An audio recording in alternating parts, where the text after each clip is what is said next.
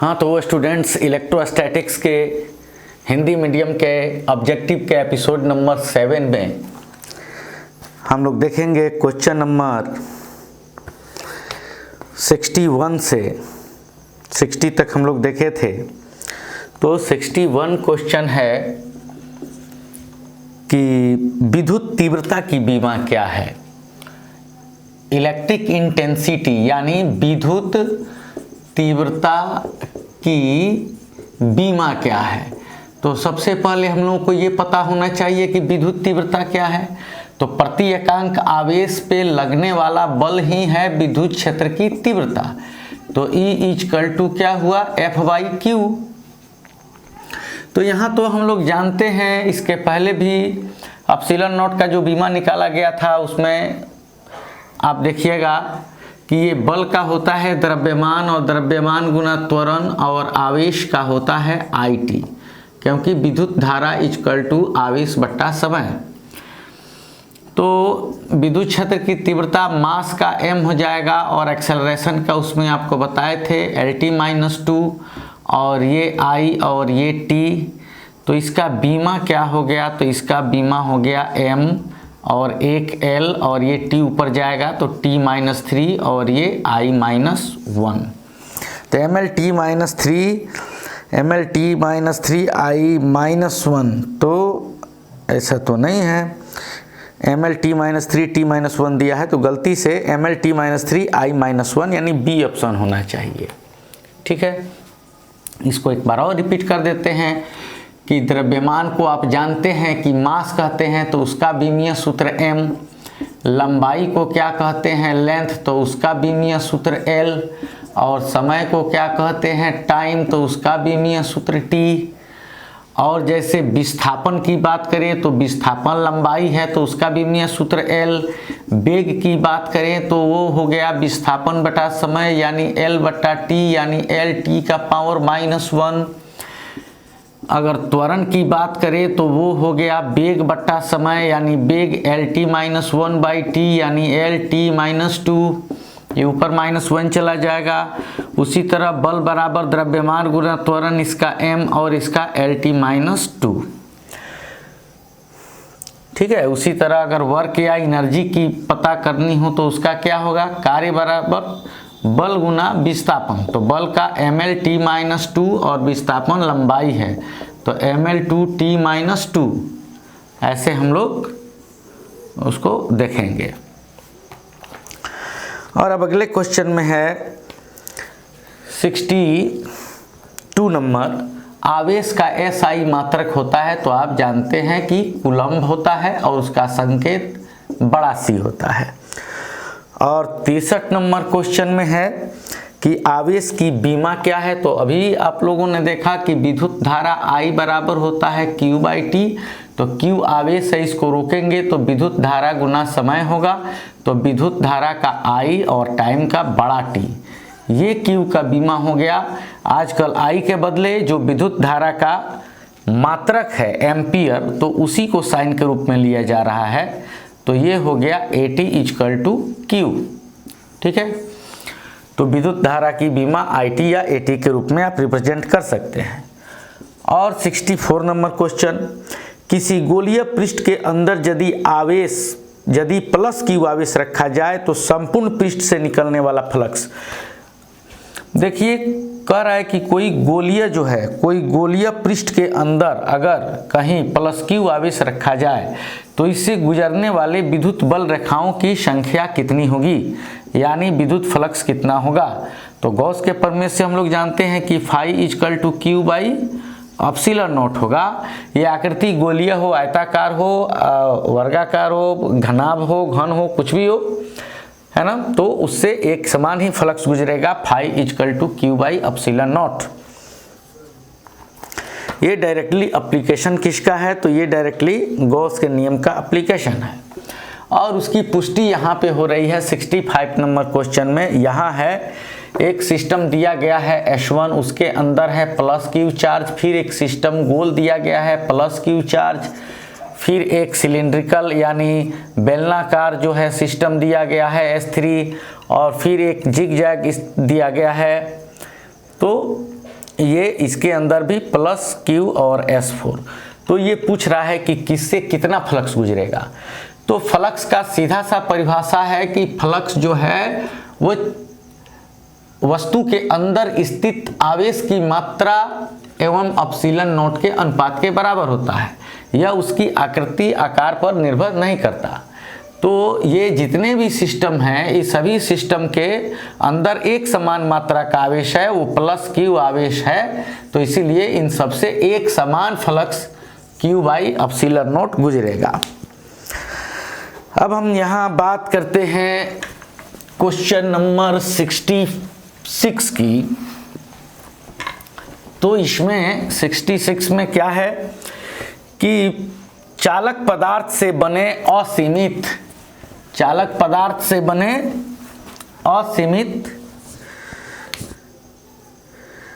आवेशित पतली चादर की सतह के निकट किसी बिंदु पर विद्युत क्षेत्र की तीव्रता होती है। तो हम लोग एक व्यंजक पढ़े हैं, किसी पतले आवेशित अनंत विस्तार वाले पतले आवेशित चालक चादर के कारण किसी बिंदु पर विद्युत क्षेत्र की तीव्रता, इसके निकट किसी बिंदु पर विद्युत क्षेत्र की तीव्रता कितनी होती है? तो सिग्मा बाई 2 अपसीलन नॉट। और इसकी दिशा क्या होती है? तो इस आवेशित चालक के तल पर लंबवत बाहर की ओर, है ना। तो normally outward at charge plane. तो ये आवेशित तल के लंबवत बाहर की ओर जो है वो तीव्रता होती है। और इसके संबंध में एक और चीज हम लोग पढ़े थे, तो ये आपका आंसर हो गया सिग्मा बाई 2 अपसीलन नॉट, यानी अनंत विस्तार वाले पतले आवेशित चालक चादर के निकट किसी बिंदु पर विद्युत क्षेत्र की तीव्रता होती है सिग्मा बाई अपसीलन नॉट। और किसी आवेशित ठोस चालक के अंदर, किसी आवेशित ठोस अंदर तो जीरो, किसी आवेशित ठोस चालक के निकट किसी बिंदु पर तीव्रता जो होती है वो होती है सिग्मा बाई अपसीलन नॉट। और उसके साथ साथ ये भी हम लोग देखे थे जब हम लोग पढ़ रहे थे कैपेसिटर के बारे में, कि यहाँ एक ऐसा प्लेट है, फिर यहाँ एक ऐसा प्लेट है, और इनको मिला के क्या बनाया गया है? तो कैपेसिटर। तो इसके अंदर किसी भी बिंदु पर इसकी तीव्रता प्लेट के लंबवत बाहर की ओर होगी, और इस प्लेट के और इसके कारण तीव्रता प्लेट की ओर होगी। तो इसकी तीव्रता और इसकी तीव्रता दोनों जुड़ करके 2e तीव्रता बनाएंगे। तो इसका तीव्रता या इसका एक का तीव्रता सिग्मा बाई 2 अपसीलन नॉट है, तो उसमें 2 से गुना कर देंगे तो कितना बचेगा? Sigma by epsilon naught. यानी कोई भी जो है संधारित्र है उसके बीच की जो तीव्रता होती है वो सिग्मा बाई अपसीलन नॉट होती है। तो हमारा सवाल था क्या? तो हमारा सवाल था कि किसी पतले असीमित या पतले आवेशित चालक चादर के कारण तीव्रता सिग्मा बाई 2 अपसीलन नॉट। और ये क्वेश्चन नंबर था 66। और बात करें क्वेश्चन नंबर 67 की, तो 67 नंबर क्वेश्चन क्या कह रहा है? 67 नंबर कहता है कि 1/2 अपसीलन नॉट E स्क्वायर के बीमीय सूत्र, जो है सूत्र के समतुल्य, यानी उसके बराबर, उसके इक्विवेलेंट क्या? तो बीमा की राशि है, बीमा की राशि है। तो कौन सी बीमा की राशि है? तो हाफ अपसीलन नॉट E स्क्वायर के बीमीय सूत्र के समतुल्य बीमा की राशि क्या है? तो इसका ऑप्शन दिया गया है, जैसे कि A क्या है? तो B square by 2 mu naught है, और B 1/2 B square mu naught है, और C mu square mu naught का स्क्वायर बाई 2B है, और D क्या है? तो 1/2 B म्यू नॉट का स्क्वायर है। तो ये 4 ऑप्शन आपको दिए गए हैं, और क्वेश्चन कह रहा है कि 1/2 epsilon naught E square, 1/2 epsilon naught E square के बीमीय सूत्र, यानी इसका जो बीमीय सूत्र है ठीक वही बीमीय सूत्र इसमें से किसका है? तो सबसे पहले हम लोग को जानना होगा कि इसमें कौन है। तो ये जो half epsilon not E square है, ये प्रति एकांक आयतन में संचित ऊर्जा है, और ये भी जो है ये भी प्रति एकांक आयतन में संचित ऊर्जा है। तो ये दोनों का बीमा एक समान होगा। तो प्रति एकांक आयतन माने मीटर क्यूब में संचित ऊर्जा यानी एनर्जी, तो क्या हो जाएगा, जूल बटा मीटर क्यूब, यानी जूल प्रति मीटर क्यूब। तो इन दोनों का बीमा क्या हो जाएगा, जूल ऊपर क्या है तो एनर्जी है यानी वर्क है, और नीचे मीटर क्यूब क्या है तो आयतन है। ठीक है, तो इसका कार्य का क्या होता है, बल गुना विस्थापन, यानी mL_t-2 इंटू एल, तो mL2t-2 और मीटर क्यूब का L3, तो ये हो जाएगा m और ये ऊपर जाएगा तो L-1 और t-2, ये बीमा होगी इसकी भी और इसकी भी, क्योंकि यह भी प्रति एकांक आयतन में संचित ऊर्जा है जो है किसी कैपेसिटर की, और यह भी प्रति एकांक आयतन में संचित ऊर्जा है। और इसको हम लोग ऐसे प्रूफ भी कर सकते हैं। तो प्रूफ के लिए आपको जो है एक ये विधि है कि जैसे कि आप इसको लाए, क्या लाए तो हाफ एप्सिलॉन नॉट और ई स्क्वायर लाए, और इसमें से देखना है ये किसके बराबर है, तो ये हुआ हाफ एप्सिलॉन नॉट। ठीक है, और आप जानते हैं वेलोसिटी ऑफ लाइट c होता है E/b, तो E को आप रोकेंगे तो ये क्या हो जाएगा, cb हो जाएगा। क्या हो जाएगा, तो cb, तो E का स्क्वायर है तो c² b² हो जाएगा। ठीक है, तो हाफ एप्सिलॉन नॉट और c का वैल्यू क्या होता है 1/√μ0 एप्सिलॉन नॉट, तो c का इसका स्क्वायर जब आप करेंगे तो ये हो जाएगा 1 का स्क्वायर 1 और इसका अंडर रूट हट जाएगा, यानी μ0 एप्सिलॉन नॉट, और ये क्या हो जाएगा तो ये हो जाएगा b²।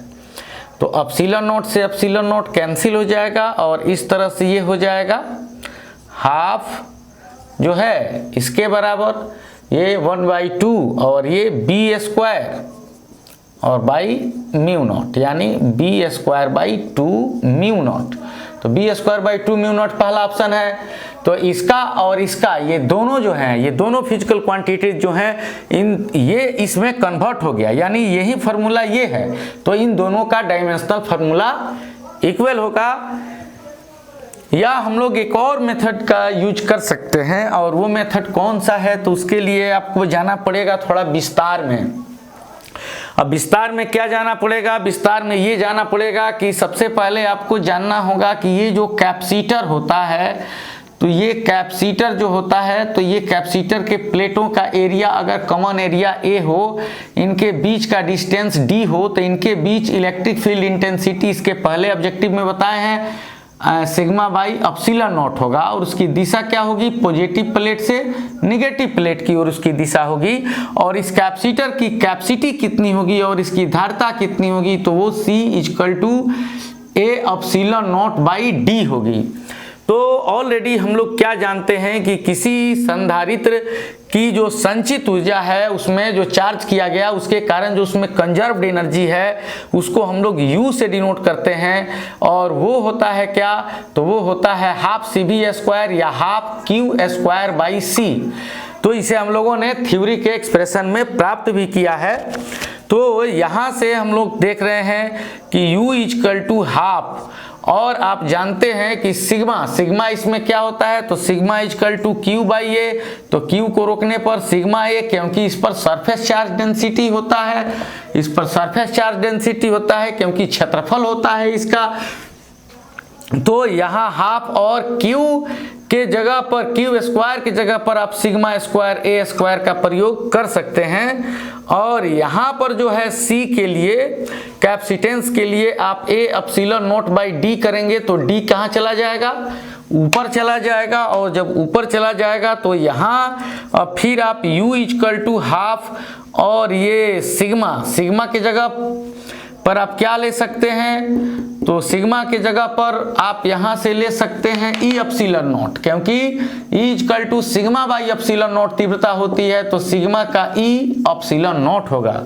तो सिग्मा का ई स्क्वायर एप्सिलॉन नॉट का स्क्वायर हो जाएगा, और फिर इस ए से ए कट जाएगा और फिर ये एडी बच जाएगा, और यहाँ क्या बचेगा, यहाँ बचेगा एप्सिलॉन नॉट, और एप्सिलॉन नॉट से ये कैंसिल हो जाएगा। तो ये एनर्जी आपकी क्या बचेगी, U equal to half E square epsilon naught हो जाएगी। और ये एडी क्या है, तो ये एडी आयतन है। तो भी आयतन की ये ऊर्जा हुई, ये जो टोटल आयतन हुआ, क्योंकि आयतन क्या होता है एल बी इंटू एच, यहाँ एल बी क्या होता है एरिया, और ये एच, तो एरिया क्या हो गया, तो एरिया ए हो गया, और एच क्या हो गया, तो डी। तो ये भी आयतन की ऊर्जा यहाँ पे हम लोगों को मिली थी।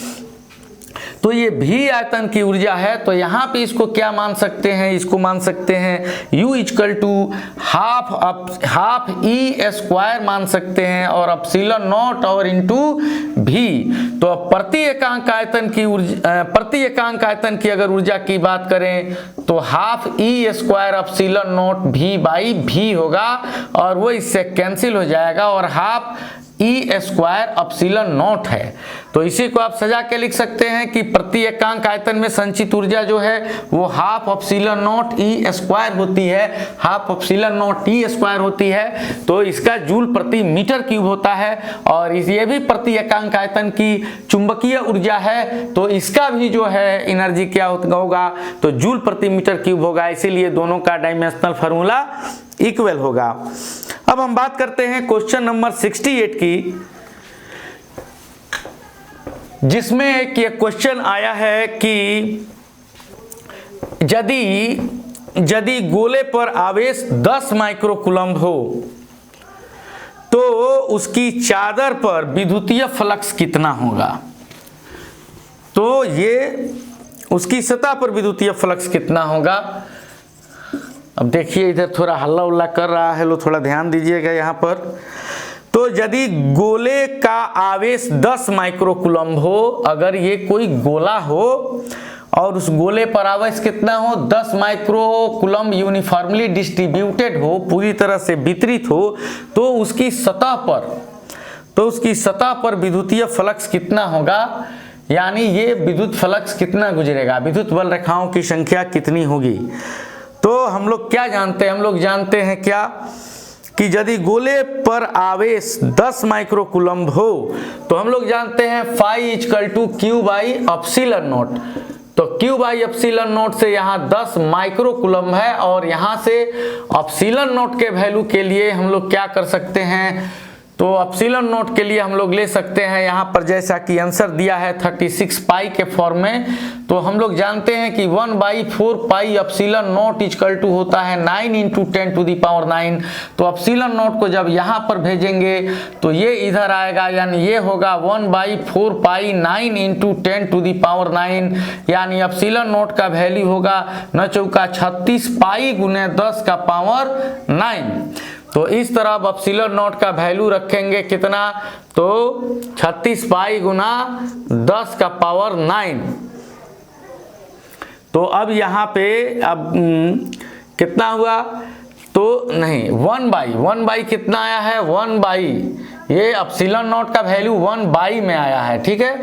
तो ये हो जाएगा 9 चौका 36 पाई गुना 9 गुने 10⁹, तो ये ऊपर चला जाएगा, तो ये हो जाएगा 36 पाई और 9 गुने 10⁹, और ये 10 माइक्रो यानी 10 गुने 10⁻⁻⁶। तो ये आपका कितना हो गया, तो यहाँ से तो ये 9 चौका 36 हो गया था, तो ये आपका हो गया 36 पाई, और ये हो गया 10⁻10 और माइनस तो 10⁻4। और आप जानते हैं कि फ्लक्स का क्या होता है, तो E तो E का न्यूटन बटा कूलम, यानी E क्या है तो F/Q है, तो न्यूटन प्रति कूलम। और एरिया का क्या होगा, तो वो मीटर स्क्वायर, तो इसका मात्रक हो जाएगा न्यूटन मीटर स्क्वायर प्रति कूलम। तो हम लोगों का ये कौन सा ऑप्शन सही होगा, तो हम लोगों का ऑप्शन सही होगा 68 का ए नंबर यानी 36 पाई गुने 10 का पावर 4 न्यूटन मीटर स्क्वायर प्रति कूलम। इसको ऐसे बनाएंगे तो ये सीधे रूप में आपका वैल्यू प्राप्त होगा। अब आगे एक 69 नंबर क्वेश्चन में देखते हैं कि ये क्वेश्चन कह रहा है कि 64 समरूप बूंदें जिनमें प्रत्येक की धारिता 5 माइक्रो कूलम्ब है, तो प्रत्येक की धारिता 5 माइक्रो फैराड है, तो मिलकर एक बड़ा बूंद बनाते हैं, तो बड़े बूंद की धारिता क्या होती। तो ये कह रहा है कि 64 जो है 64 छोटे छोटे ड्रॉप हैं और प्रत्येक का कैपेसिटेंस यानी C कितना है, तो 5 माइक्रो फैराड है। यानी 64 छोटे छोटे जल की बूंदे हैं जिनमें प्रत्येक का धारिता कितना है, तो 5 माइक्रो फैराड है। तो अब ये मिल करके क्या बनाते हैं, तो एक बड़ा ड्रॉप बनाते हैं, तो उस पर कितनी धारिता होगी। तो ये मिल करके इसका जो रेडियस होगा वो स्मॉल आर होगा और इसका रेडियस जो होगा वो क्या होगा, तो बड़ा आर होगा जो बनेगा। तो सबसे पहले देखेंगे कि इसका धारिता, इस छोटे बूंद की धारिता क्या होगी, C = 4 पाई एप्सिलॉन नॉट, और R इसके त्रिज्या को क्या मान लिए, तो स्मॉल r मान लिए। अब यहाँ 64 जो छोटे बूंद हो गए 4/3 पाई r³ जिनका आयतन हो गया, एक बड़े बूंद के बराबर आयतन हो जाएगा 4/3 पाई r³, और ये इससे कैंसिल हो जाएगा और r को यहाँ पर रोकेंगे तो इसका क्यूब रूट 64 r³ आएगा, और इस तरह से ये होगा 4r = r। तो अब इस बड़े बूंद की धारिता क्या होगी, तो वो होगी C = 4 पाई एप्सिलॉन नॉट बड़ा r। तो यहाँ 4 पाई एप्सिलॉन नॉट बड़ा r की जगह पर 4 टाइम छोटा r कर देंगे, क्योंकि ये स्थिति प्राप्त हुआ है। तो अब यहाँ पर यहाँ से 4 पाई एप्सिलॉन नॉट लेंगे और यहाँ से r और उसमें 4 से गुना कर देंगे, तो ये 4 पाई एप्सिलॉन नॉट क्या है, तो छोटे गोले की जो है माइक्रो फैराड है। 4 पाई एप्सिलॉन नॉट क्या है, छोटे की धारिता है जो कितना है, तो 5 माइक्रो फैराड है। तो 5 गुना 4 यानी 20 माइक्रो फैराड इसकी धारिता हो जाएगी। या फिर अगले नेक्स्ट क्वेश्चन में हम लोग देखेंगे अगले एपिसोड में।